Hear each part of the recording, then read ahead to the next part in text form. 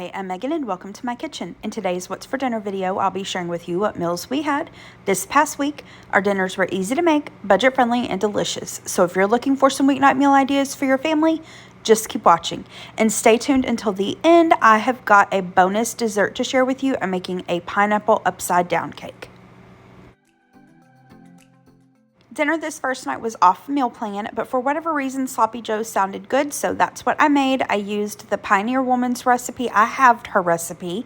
I have shared this before on my channel. I'll link that recipe in the description box below for you in case you'd like to see how I made this. And then to go along with this, I had some brioche hamburger buns. I just toasted them up in the oven, and then I cooked some tater tots in the oven according to the package instructions, and that was our dinner that night. Gary likes cheese on his Sloppy Joe, so I added a slice to that. Delicious and easy dinner. For dinner this next night, I made chicken and rice casserole. I will have the recipe linked in the description box below for you. I halved the recipe. I've got the oven preheating to 350 degrees. I've got a bowl here that I'm going to add some instant rice to. Now, you could use par-cooked rice, that you cook up yourself. You could also use cooked or leftover rice. You just need to adjust the liquids and cooking time on that. Now I'm going to add in some chicken. This is just store-bought rotisserie chicken. You could, again, use leftover chicken or cook up your own. I'm going to add in a half a packet of onion soup mix. Next, I'm going to add in a can of cream of chicken soup. And then, and this is what I like about this dinner, everything just goes in one bowl and you just mix everything together. I'm going to add in some milk, followed by some chicken broth. In this case, I'm using water and then bouillon powder. I'm going to give that a little mix. Add that to the bowl, and then I'm going to add in some sour cream. Now, instead of the onion soup mix and the sour cream, you could add in French onion dip or like the ranch sour cream dip. And I apologize about the lighting there. It was like around sunset, and so I apologize. The lighting got kind of weird there, but I shut the blinds, so hopefully that's better. Now, normally I don't add in shredded cheese, but I've got this big bag and the recipe suggested using it, so I'm going to add that in. Add in some black pepper. You could add in whatever seasonings you want on this. I would wait before adding any salt. Give it a taste, and then if you feel like it needs a little salt, you can add it. But a lot of the ingredients are, a little on the salty side. I'm going to add that to a greased baking dish. This is like an 8 by 11, I believe.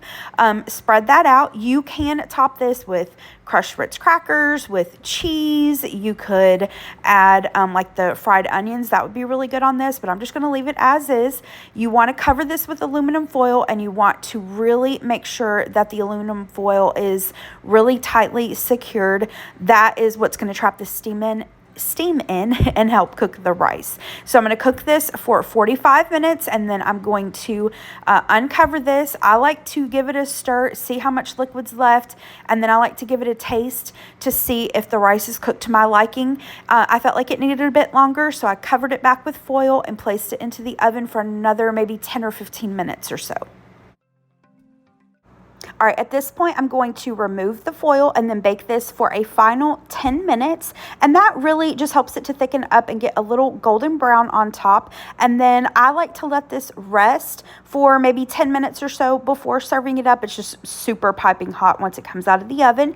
Here's what it looked like. And then as a little garnish, I added some fresh parsley. You do not have to do that, but I just happen to have it on hand. For one of the sides, I'm going to do my quick glazed carrots. So in this little saucepan here, I'm going to add a little pat of butter. I'm going to turn this on like medium-low heat. I'm going to add in a can of sliced carrots that I drained. I'm adding in a little drizzle of honey, followed by a little bit of brown sugar. And I really like to use both the brown sugar and honey. They have different sweetness levels and different flavors that they bring. The brown sugar obviously has like a molasses taste, and the honey tastes like more honey. So I like to add a little bit of both, but you add what you like. I know some people make this using maple syrup. Now I'm going to add in a little bit of salt and pepper, give that a stir, and then, like I said, I cook this on like medium-low, medium heat for maybe 15 minutes until the butter and the sugars turn into a glaze. Now for the other side, I've got this bag of of Simply Steam. This is the cheddar broccoli, so I just cooked it in the microwave according to package instructions and then transferred it to a bowl and seasoned it with a little salt and pepper. Here are the plates. So we've got the chicken and rice, the carrots, and the broccoli, and this dinner is really yummy. It's very comforting. Stick to your ribs. I've made this chicken and rice recipe several times when I've like taken meals to people, and everyone that I made this for has loved it. So if you need to take a meal to somebody, or you're looking for, you know, a budget-friendly meal to feed a big crew, I would recommend you give this recipe a try.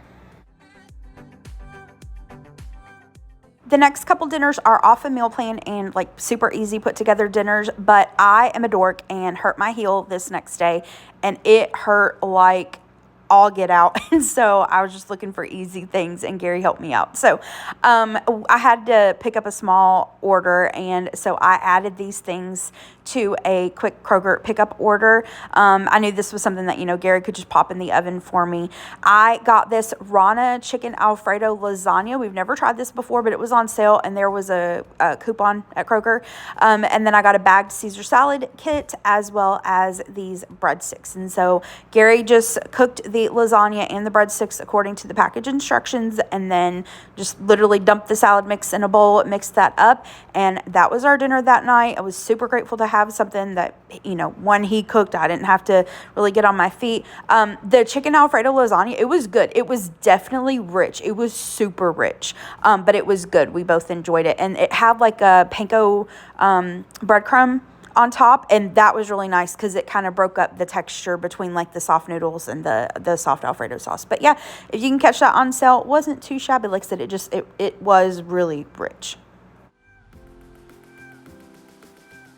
Dinner the next night, Gary warmed up leftovers for us. I had some of the leftover chicken and rice. Gary had some of the leftover chicken Alfredo lasagna. For dinner the next night, Gary had a meeting, and he was making me be good and stay off my feet as much as possible. So he offered to grab us burgers from a local takeout place, mom and pop. And so I was like, shoot, yeah, their burgers are so good. And I don't know what they put in it, but their fry sauce is the bomb.com. I don't know. I mean, I know fry sauce is, you know, ketchup and mayonnaise and other stuff, but whatever else they add to it, it is so good. So I got their bacon cheeseburger and then fries and their delicious fry sauce. And then Gary got their, he hadn't tried it before, it was a 3-meat burger, and he's a typical man and didn't even ask any questions about what the 3-meat burger was. He just was, you know, intrigued by that. And so he got it, and it ended up being a burger with bacon and then gyro meat on it, which sounds kind of weird, but it was actually really, really good. But yeah, that was our dinner that night. So the next day, I was over the fast food and quick and easy dinners. I was ready to get back in the kitchen. I did some pulled pork tacos. I had some pulled pork I got from Sam's Club several weeks ago, and I wanted to use it up. Now, there was a restaurant in Nashville. I think I've mentioned it before on my channel, called Smokin' Thighs. They started out as a food truck and then ended up with 2 restaurant locations. And it's really, really sad. The owner, he, you know, has a young family, and I think it was like back maybe before Christmas, he was killed in a hit and run accident, and they unfortunately shut down after that, which I totally understand that. But Gary and I have been craving their chicken tacos, and so I wanted to try to do my own version of that, but using the pulled pork. So I pulled up their menu. I found it online and just went by the description. And so one of the things that was so good on their chicken tacos was this like roasted corn slaw. So I kind of loosely followed a recipe. I'll put it in the description box below for you. To this bowl, I'm going to add in some shredded coleslaw mix. I'm adding in some roasted corn. I happen to have some canned, but you can, of course, just use, regular corn and roast it up yourself. Next, I'm going to add in some mayonnaise. You could also do this using Greek yogurt if you'd prefer to do that. I'm going to add in some salt and pepper, and then add in some fresh lime juice. And like I said, I kind of loosely followed this. I didn't follow any measurements, just kind of eyeballed everything. I'm going to add in just a tiny bit of Dijon mustard. I didn't want the Dijon mustard to be too overpowering, so I think I did like maybe half a teaspoon. I'm going to add some granulated sugar, give that a really good mix, and then I covered this and popped it into the refrigerator for a couple hours to kind of let all the flavors meld together until I was ready for it for dinner. Now, Smokin' Thighs also had the most delicious baked potato salad, and so I don't know their recipe, so I just made my own potato salad recipe that I normally use. So in this bowl, I'm going to add in some sour cream and mayonnaise, and then I decided to add in some ranch dressing as well, so I'm going to do that. You can just do some dry ranch dressing powder if you want. I'm going to give that a mix and then add in some salt and pepper. Again, use whatever seasonings you want. You can do some seasoned salt, garlic powder, onion powder, whatever you want. Going to give that a really good mix. And now for my fixins. I'm going to add in some shredded cheddar cheese, some cooked and chopped bacon, and then some green onions. Now, a quick note, Smokin' Thighs also had, oh my gosh, y'all, their pimento mac and cheese, so stinking good. And I think I mentioned this before on my channel, but when I first went to their food truck, I was at work and it was our lunch break, and I didn't really read the menu because I was in a hurry, but they had like a deluxe bacon mac and cheese, and I was like, oh my gosh, yes. So I got back to my desk at work and sat down and opened it up. And if you've been with me for a while, you know how I am about like food mixing and like quote unquote weird foods together. I opened that macaroni and cheese, and y'all, it had grilled pineapple and tomatoes on top of my macaroni and cheese. And I was like, oh my gosh, I can't eat this. I can't. Who puts pineapple and tomatoes in their macaroni and cheese? But I used up my entire lunch break just to go to the food truck. And so I was like, whatever, I'm going to have to force myself to eat it. And y'all, it was delicious. And so at Smokin' Thighs, they had, when they opened their restaurants, they had like all kinds of toppings that you could add to their macaroni and cheese. It was so good. But anyway, I digress. I added the green onions, and then they sliced their potatoes in their potato salad. Normally, I like dice my potatoes. So I sliced them, just some baby potatoes. I cooked until they were tender. Give that a mix. And then same thing with the slaw, I just popped it into the refrigerator for a couple hours to let all the flavors come together. Here's that pulled pork I mentioned. Like I said, I got this from Sam's Club. I'm just cooking this in the microwave according to the package instructions. I'm going to add some of this Kinder's barbecue sauce to it. Like I said, Smokin' Thighs used chicken. They would just, cook up chicken thighs and then toss it with barbecue sauce. You can really use either or. It doesn't really matter. Here are the plates. So how I assembled the tacos is I warmed the tacos up in a dry skillet just on like high heat until they were charred. I added some of the barbecue pork, added some of that roasted corn slaw, and I forgot to mention, right before I was ready to serve this, I did toss in a little bit of shredded lettuce with the slaw because that's what they did. They added lettuce. And then I did a drizzle of ranch dressing and a drizzle of the barbecue sauce, and then we've got the loaded baked potato salad. And y'all, this was so good, and it was so close to what we used to get at Smokin' Thighs. So I will definitely make this again. For the last dinner in this week's video, I wanted something quick and easy. We had some of the leftover baked potato salad from the previous night, and then I had these unexpected cheddar chicken sausages that I got at Trader Joe's, so I decided to cook those up in the air fryer, and then I decided to slice my sausages. I didn't want them on bread or anything. I didn't have any hot dog buns, so I just added Gary's to some sliced white bread, and he topped them with some ketchup and mustard, I believe, and that was our dinner that night, quick and easy. All right, now for the dessert, I made a pineapple upside down cake. I didn't have any intentions to make this. It just sounded good to me, and I had everything I needed to make it, so I figured, hey, let's do it. I like to follow the Betty Crocker recipe.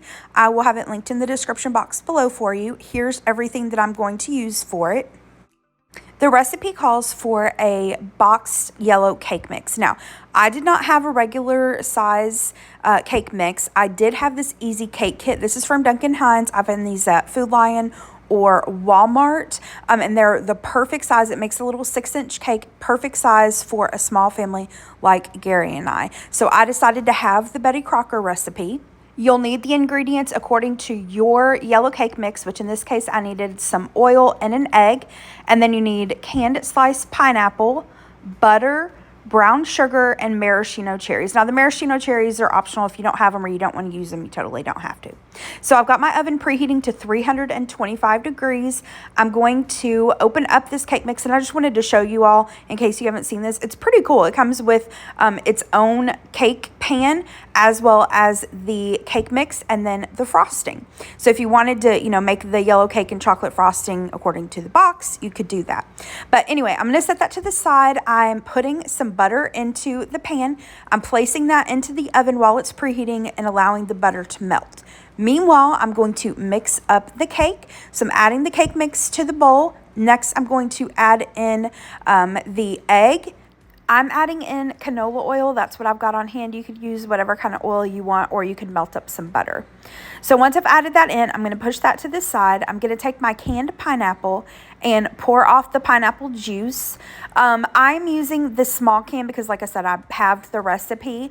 If you do not have enough pineapple juice for the amount of water that's called for on your cake mix, just use, you know, whatever pineapple juice you can and then the remaining amount of water. I hope that makes sense.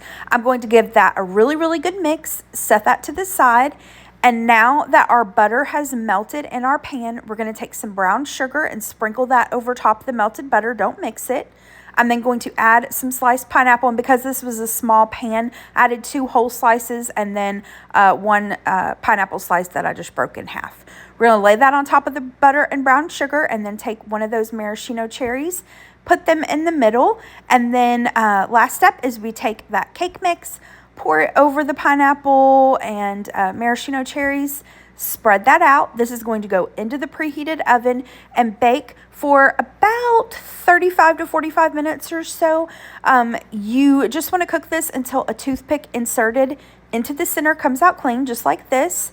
Once it's done, you're going to take a butter knife and run it around the edge of your cake. And then we are going to turn this cake over. It's called an upside down cake. So you just want to take this and place a plate on top of it like you see here, and then just flip it over, but don't automatically remove the cake pan. Leave the cake pan sitting there for about 5 minutes. That will help the pineapple and the butter and the brown sugar to all go on the cake. And then you can eat this right away. I think the recipe says to let it cool for 30 minutes, but I like to still eat it while it's warm. But yeah, that is it. This is so good. I love this cake. It is a classic Betty Crocker recipe, but it is delicious. All right, that is it for this week's video. Thank you so much for watching. I hope that you liked this video, that you got some dinner ideas from it. If you did enjoy it, hit the thumbs up button below and subscribe to my channel if you're not already. I hope you have a great rest of the day. Thanks so much. Bye-bye.